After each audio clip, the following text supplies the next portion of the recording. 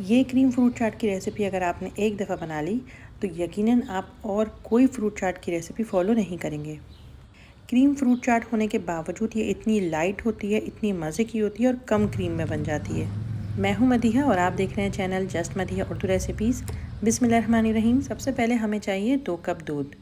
2 cup दूध में हम ऐड करेंगे 1/4 कप चीनी का। चमचा चला के चीनी मिक्स कर लेंगे और दूध को उबलने के लिए रख देंगे। अब हम इसमें ऐड करेंगे वो चीज़ जो इस रेसिपी की सीक्रेट है, जिससे आप थोड़ी सी क्रीम में बहुत सारी चाट बना सकते हैं। उसके लिए हमें आधा कप पानी में 4 चमचे कॉर्नफ्लोर को ऐड करने हैं। कॉर्नफ्लोर को अच्छे से मिक्स कर लेंगे कि कॉर्नफ्लोर पानी में अच्छे से घुल जाए। सच बताऊं, मैं किसी को अंदाज़ा भी नहीं होगा कि आपकी क्रीम चाट हैवी भी नहीं है, इतनी टेस्टी भी है, इतनी लाइट भी है और इतनी कम क्रीम में कि कैसे बन गई।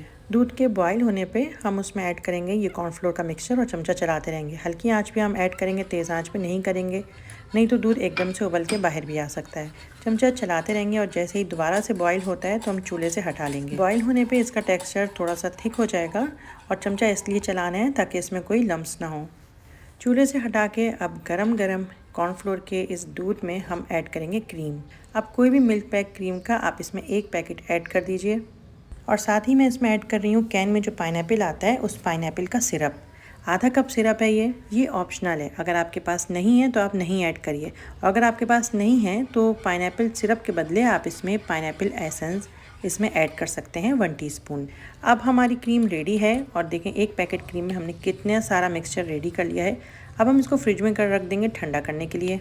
ठंडा करने पे देखें ये थोड़ा सा और ज़्यादा थिक हो गया है। इस तरह से क्रीम रेडी करके आप कभी भी रख सकते हैं और अगले दिन भी यूज़ कर सकते हैं और उसके अगले दिन भी यूज़ कर सकते हैं। तो ये क्रीम आपकी बिल्कुल ख़राब नहीं होगी।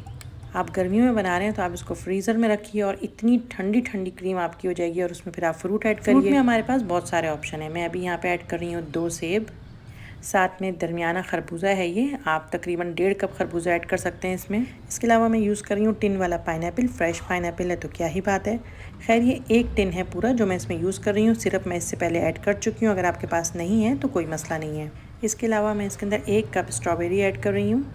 फ्रूट के बहुत सारे ऑप्शन हैं, लेकिन मैं आपको बता देती हूँ इसमें कौन कौन से फ्रूट आप ऐड कर सकते हैं। अगर आपके पास हैं तो आप चेंज कर सकते हैं। जैसे आप इसमें चीकू ऐड कर सकते हैं, जैसे आप इसमें अंगूर ऐड कर सकते हैं। इसके अलावा आप इसमें नाशपाती ऐड कर सकते हैं, मैंगो ऐड कर सकते हैं, चाहे तो अनार भी ऐड कर सकते हैं, लेकिन अनार एंड में ऐड करिएगा अगर आपको पसंद है तो।